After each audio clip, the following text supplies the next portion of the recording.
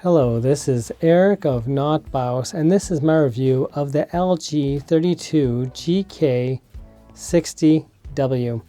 This is a VA panel, 165 Hz, 1440p resolution, 8-bit color, but can actually run in 10-bit color, is HDR10. Is a matte screen, but it's somewhat glossy. You can see the reflections off of the panel itself. Generally, reflections in normal use is not going to be a concern. I have a lot of lighting in here, but if you have a very bright room with light shining from a window open, it might be a bit of concern, being that you can see quite a bit of reflection off of this.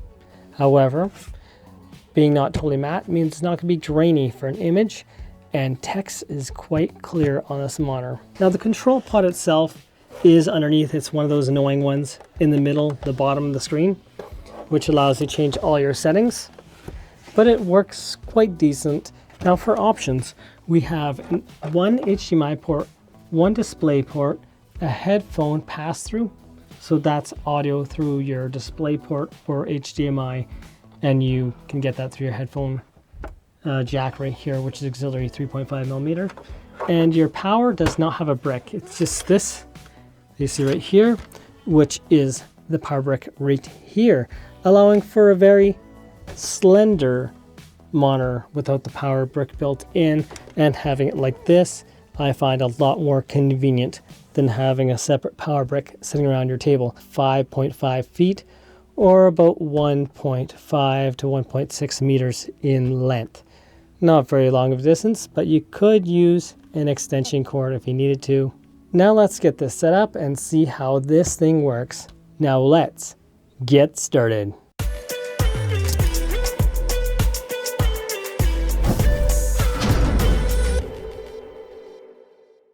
In terms of adjustments to this monitor, one thing to note is the monitor stand isn't exactly the most stable.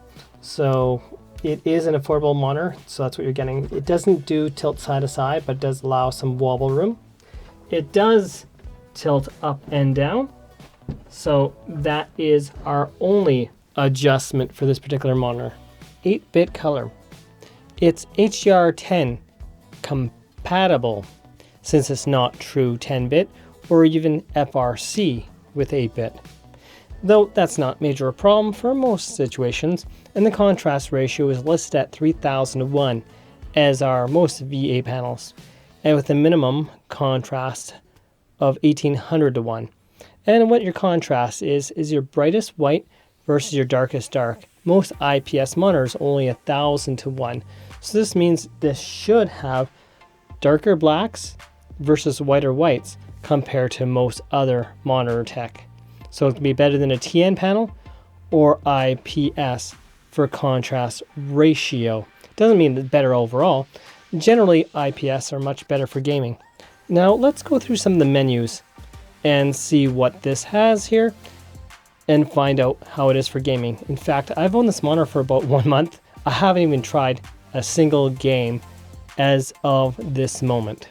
Right now it's in color palette opens, a grayscale and colors.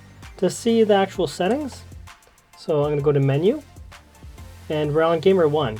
But not necessarily by camera, this looks quite dull. Now once I change the brightness of Gamer 1 up to about 85%, we can actually see Gamer 2, not sure if by camera, but by eye, Gamer 2 is now the one that looks dull, and Gamer 1 looks bright. So changing the brightness makes a huge difference. Let's see how the logo looks once I minimize this.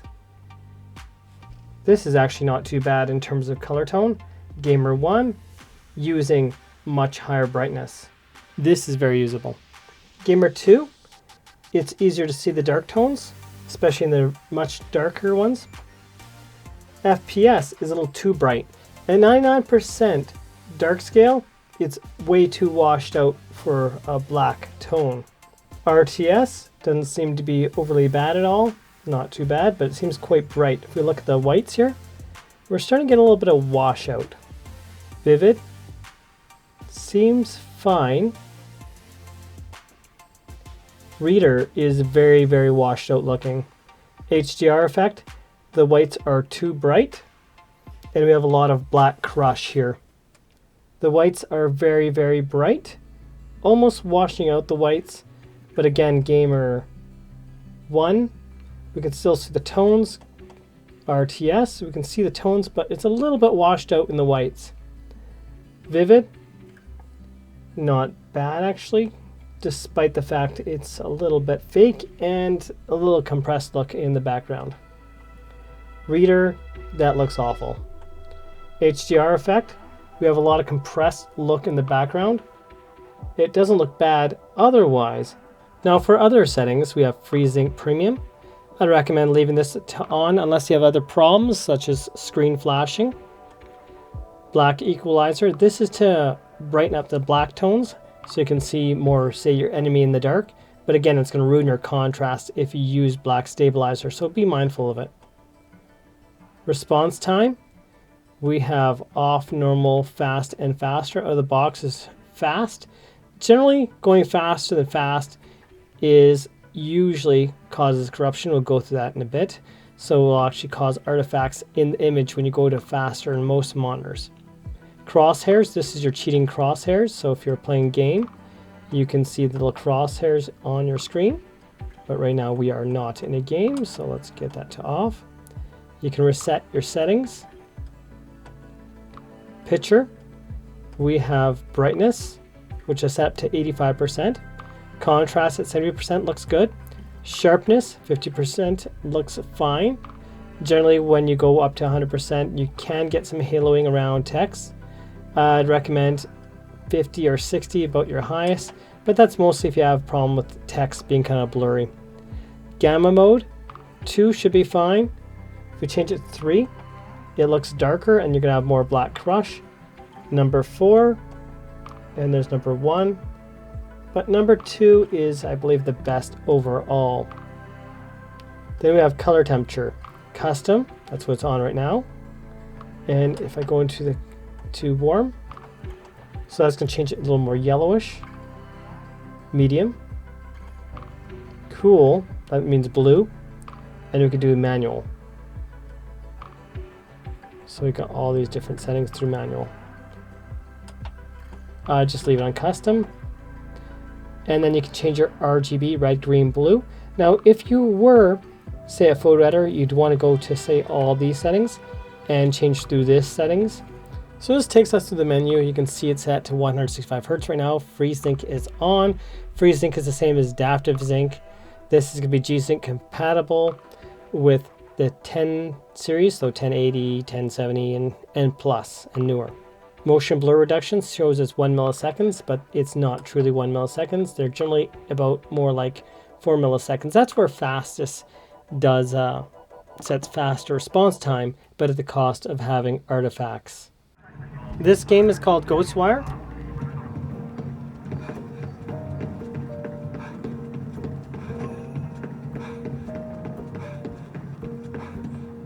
The game looks really nice on this particular monitor.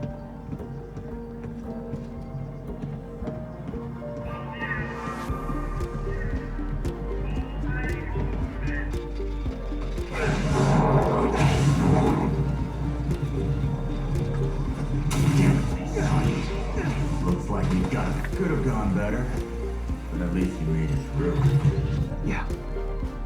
Here we have Doom Eternal with HDR turned on. The UAC won't hand over the Seraphim without a fight.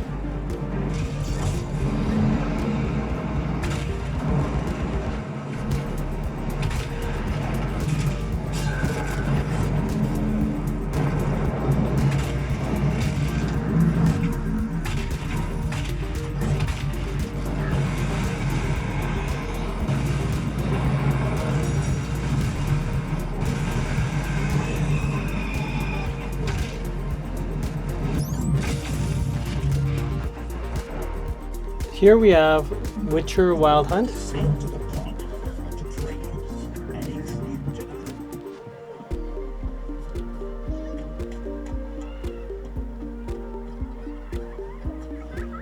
Wonder if he's as strong as you. The blood of kings.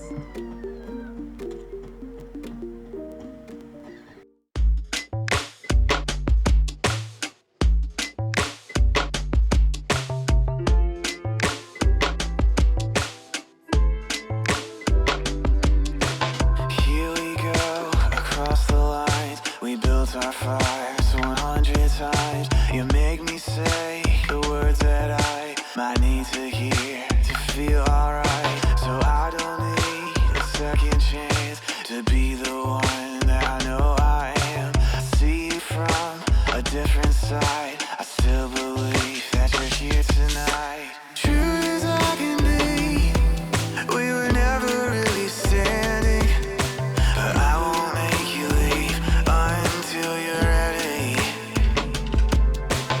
Long as we can trace what I know that The LG 32GK60W. What are my thoughts? It's a great value gaming monitor. If you're looking for game performance without paying a huge price, this is definitely a good option. But the screen is quite wobbly, so the stand is not exactly the best if you happen to have a shaky desk, as you can see right there. At 165 Hz, you can run the fastest mode and improve your performance. At 120 Hz, the difference between fastest response time and fast response time is much less pronounced.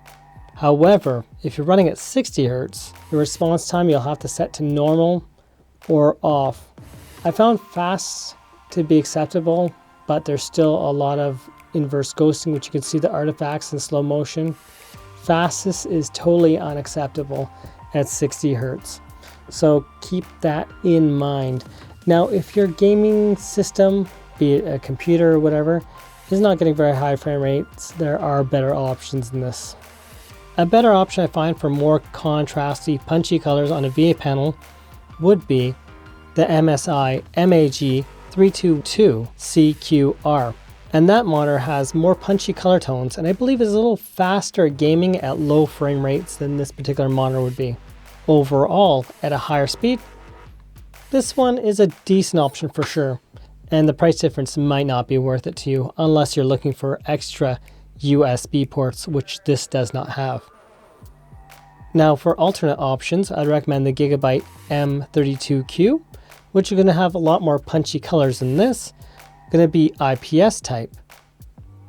Now if you're going for a little more price, and money is not so much of an issue, I'd recommend the other monitor I reviewed, which is behind here, and that I'm using right now, which is the MSI MPG321QRF-QD. There was a firmware update, but it was pulled because it actually bricked some monitors, including my own. So hopefully that is fixed and re-released. Now for image retention, this monitor does not seem to have that issue whatsoever. I did not see that. And this monitor, pretty darn decent. 165 Hz, 120 Hz, but 60 is kind of iffy. Another monitor I reviewed compared to this, which is ultra wide, is the MSI MAG301 CR2. This is definitely faster than that CR2.